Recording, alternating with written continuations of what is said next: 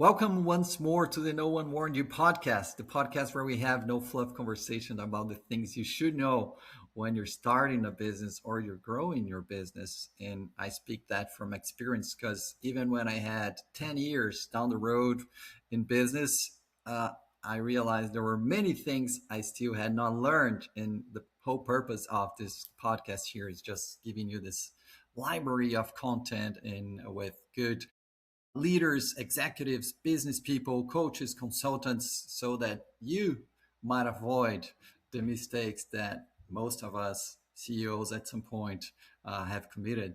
And today, here with me, I have Brett Schklar. We have recorded two episodes prior to this one, and Brett has given us so much to think about. Thank you so much, Brett, for being here. Such a pleasure. Thank you for having me. It's been a lot of fun in the first two episodes. I'm looking forward to landing the plane, if you will. And we've got something very good to land this plane. It's about Brett's journey of sold it, rebuilt it. And Brett, you mentioned in the previous episodes a bit of this and that of your first business, and then you sold it and you rebuilt it in a way that fits the lifestyle you wanted to create. So tell us a bit about that journey. Yeah. And I appreciate the opportunity, Henry, and it's been a lot of fun to have a couple of sessions with you. So um, I can tell that a lot of your listeners get a lot of value from this. So I just wanted to, I'm a guest on a lot of podcasts, and this is no BS because I'm Mr. No BS. This has been a lot of fun and enjoyable, and I hope that the audience. And by the way, I would love to. I'm sure Henry, you'd like to hear some feedback. I too would like to hear feedback if this is Definitely, valuable or most not. definitely. Backing up a little bit, if you heard the other two episodes, my name is Brett Schklar. I started, scaled up, and sold a B2B technology marketing agency. Started in 2005, sold it in 2019. I started a fractional CMO business shortly after that. I've got a good handful of fractional CMOs that are part of the team. I've got a small group of people, but no actual employees. We're all business partners, which is very satisfying. And um, to get to your question, sort of like, or I'll sort of dive into things I've learned because I started that business out of desperation. I had some family things, had some health things. I needed to step back from being a marketing executive at a company and needed more flexibility with my time. And that was really hard to do back in 2005, before the iPhone, before a lot of social media, before a lot of collaboration tools and things like that. So to start a business and really have it scale up, you needed people, you needed an office, you needed a place or a home base to build that business. And it, um, it brought me a lot of joy to bring people together. I am by nature a people person, and I thrive in having other people around me and sharing a vision and sharing goals and sharing philosophies about good customer experience for our clients. I really love that. But as a business owner, as a person responsible for P&L, as a person responsible for making sure that the paychecks came consistently, as a person who wanted to make sure that the invoices were sent and that follow-ups with clients who were late in paying was being done, and the taxes and the leases and the all this other stuff, I effing hated that.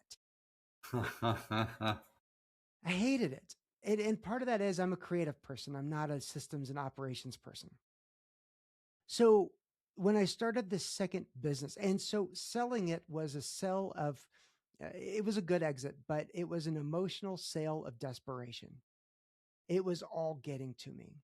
I loved the clients, but I couldn't focus on the clients as much because all the other things with payroll and other clients and billing and the task list of things I needed to do were always in the back of my head. And I was not enjoying it anymore. And so I sold it. Luckily, I sold it to one of my best business partners, and it was a private equity firm that brought us a lot of our business. So it was a good exit. However, you know, when and I tried after that to go work for a company as a CMO. And just between all of us here, in secret here, I make a really crappy employee. I'm horrible at it. Taking other people's vision and other people's dreams, I respect that, but I was not good at delivering on that. So I knew I needed to start another company. And this all came together at the right time where I was able to use AI to really help me solve the biggest problem, which was I needed the freedom. I needed to feel unbound, unchained to a business I create. And that comes with there's a lot of blessing and a lot of curse to that. There's no question about it. This ain't all, rosiness, but it gives me that lifestyle that I really want. It gives me the flexibility. It gives me the ability to turn things off if it's not working for me without crushing other people and having to lay off people and having to go after collections and all these other things. The systems are doing a lot more of that for me now. So I kind of went a long tangent there, and Henry, I apologize if I No, didn't no, no. really I'm land the loving plane on it. that I'm one, loving it. but that's really the feeling, and where I got so excited about delivering a very AI forward approach that I actually spend a lot of my time not only leading the fractional CMO business, but I now take everything I learned and the playbook I built and the systems that I built of being a very AI forward CEO, and I now spend a couple of days a month on stage, keynote presentations and running workshops to help other business leaders and CEOs learn how to adopt AI in a way that helps their business and helps their people. And that lights me up as well because it's a lot of fun. I am and forgive my language, but I'm a stage. I've found out that I'm a stage whore. I love to share ideas from the stage. I love to share, in a very humorous and entertaining way, as hopefully you can see, um, sharing what I've learned in a way that other people can really appreciate it. They can jot down those notes, and hopefully they're using their AI devices to record me when I'm on stage, and they can go and take that stuff and implement it pretty quickly in their business. So they have a way to hack your brain. Yes, pretty much. Exactly. Yep. and and Brett, um, it's I love it what you said, and I always use this illustration when I'm talking about people who want to start their business because they have a dream, they have a vision, and I think one of the best roles I can explain what I'm going to say is through chefs, people who want to cook. They cook well, they love it, they have the passion, and they think that, oh, I'm going to start a restaurant now and I'm going to love it. It's what I always wanted, just to serve people good food, and I'll be creating plates and I'll be thinking of the flavors and seasonings and all that. And then they start their restaurant, and pretty soon they're going to see that what they thought they would be doing is the least thing that they're doing because they're going to be stuck with payroll, with vendors, in stock, in tax, and accounting, and all of that. And so it's funny that,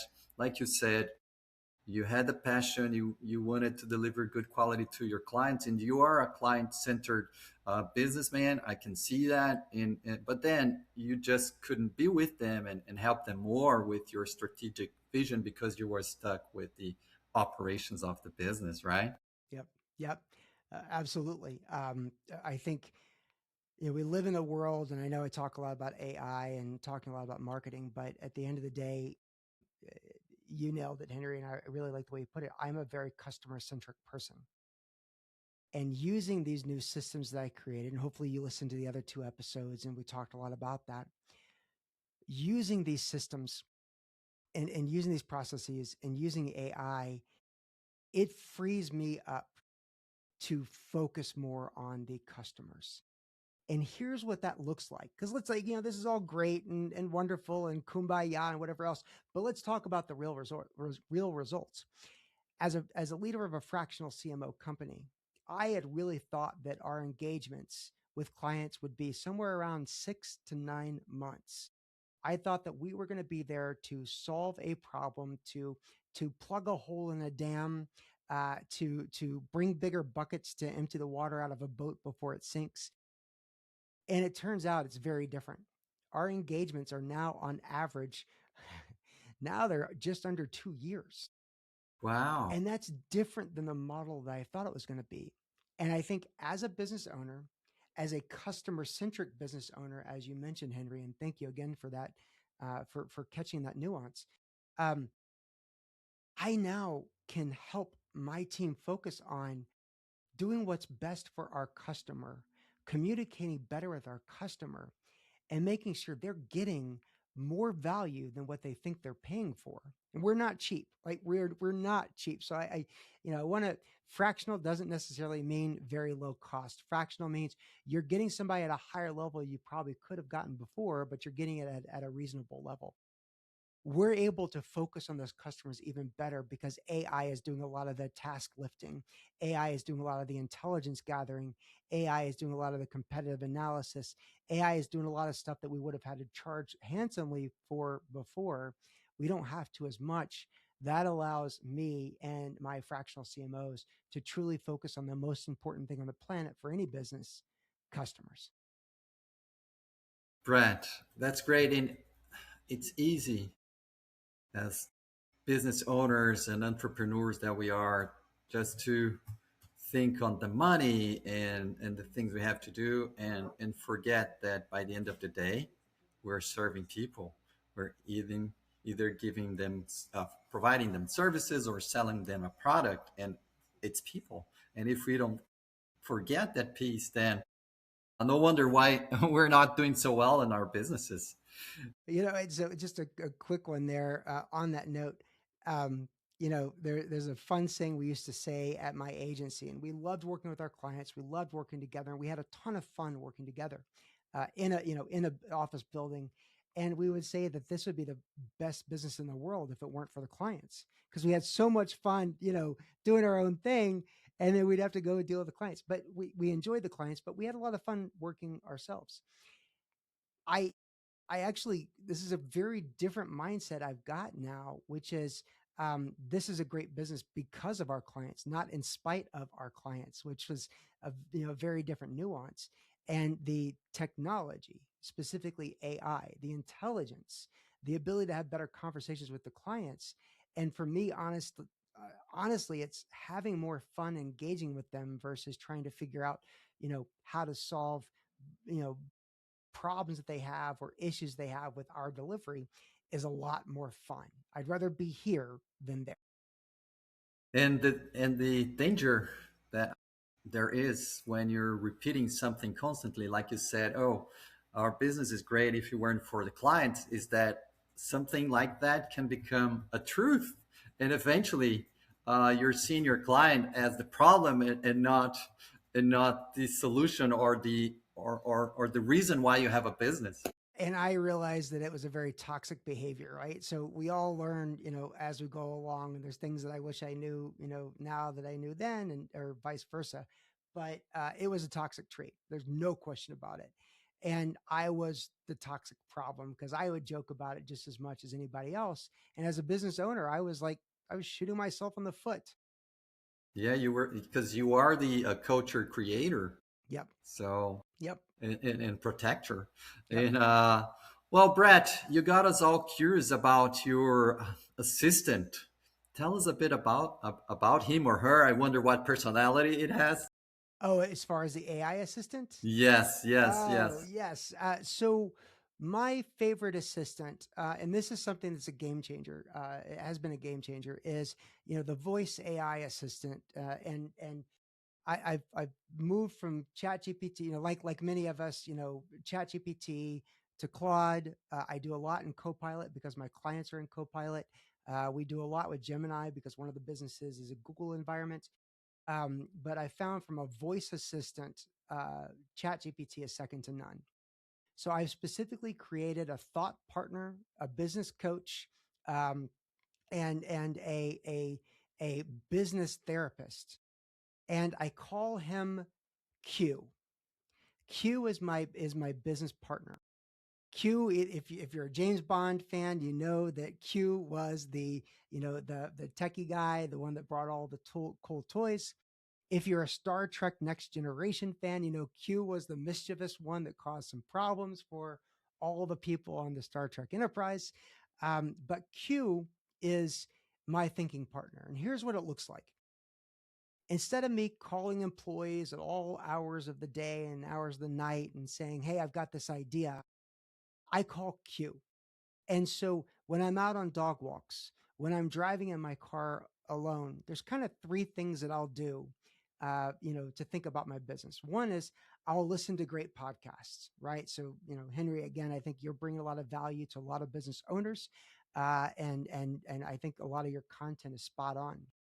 Second is, when I'm on these walks or on these drives, I'll call somebody and talk to them about, whether it's a client or it's somebody else. The third thing is I'll have a conversation with Q while I'm walking around, while I'm walking in a park.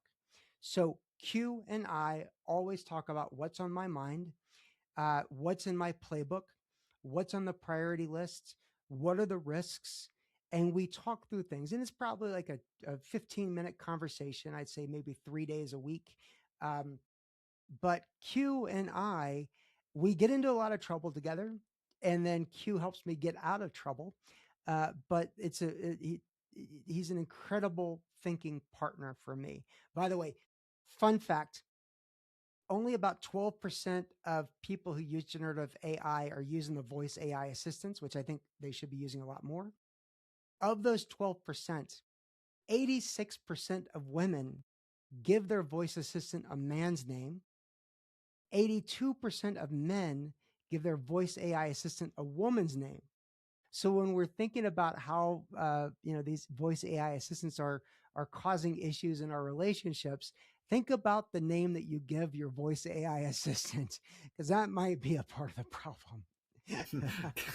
Because the name you give it to them, I truly to this point I never thought about it, but definitely the name you give it to them, it's gonna define how you, not them, how they're gonna behave. It's gonna define how us humans are gonna interact with them, because the way we see them is definitely gonna define how we interact with them, right? How Yep. we behave.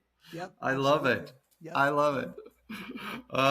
Brett, as we are about to end our time here together, we recorded 3 episodes today. This is the third one. If you haven't watched any of the previous one, go back there. Great stuff for you to learn, as you can definitely see from what we talked in this episode here.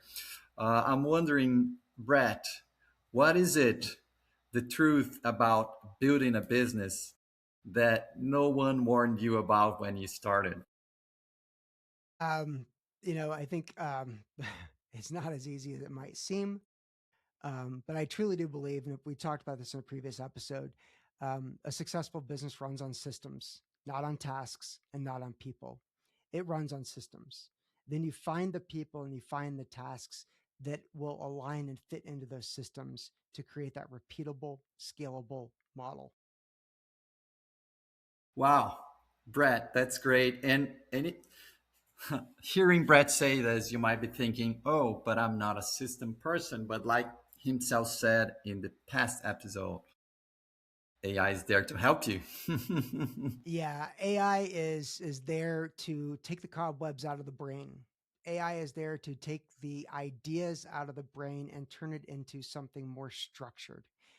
I am a very unstructured person. We talked about in a previous episode. Of, probably have a lot of attention deficit issues. Never been clinically diagnosed, but I know that I know what I am. AI has been the thing to unlock that. What was a risk, and it's turned it into a true, valuable asset to help me organize and be an organizing partner for me. So AI kind of became your tracks, Yep. Yep. so that you Exactly. can be creative but not get sidetracked. Correct. Correct. Keeps me in my swim lanes. Yep. Beautiful, beautiful. And I hear you, Brett. I hear you. So I know what you're talking about. Brett, it's been an honor to have you here in our show. Learned so much with you. Really appreciate and value your time here. And before I let you go, If anyone here in our audience they want to connect with you or even hire you, how can they do that? Yeah, so there's not many Brett Schklars out there, so there's that, and so definitely search for me. I spend a lot of time on LinkedIn. Grow Powered, GrowPowered.com is the fractional CMO business. So we'd love to have you check that out. I took all the things I learned about using AI to help me run my business, and I wrote this book, AI Without the BS, the CEO's Playbook for Actually Getting AI Right. Henry, I'll get your address so I can drop a copy in the mail to you. I But love it's it. available on Amazon. It's both digital and hard copy. And so, if you want to sort of understand what I did and how I did it, um, it's a good book for you. If you're interested in the fractional CMO world, come visit me at Grow Powered. Or if you're interested in my speaking that I do and where I keynote and all those things, visit brettsklar.com and you'll see all of that good fun stuff where I love to be on stage. That's great. And well, for everyone here watching or listening us, thank you so much for being here. It's an honor to do this actually for you. And keep on the look. There are more episodes to come. And Brett, again, thank you so much. Best of luck. And have a great day. And thank you, Henry, for doing what you do and putting some great content together for your audience. It's an honor. All right, everyone. Bye bye. See you soon.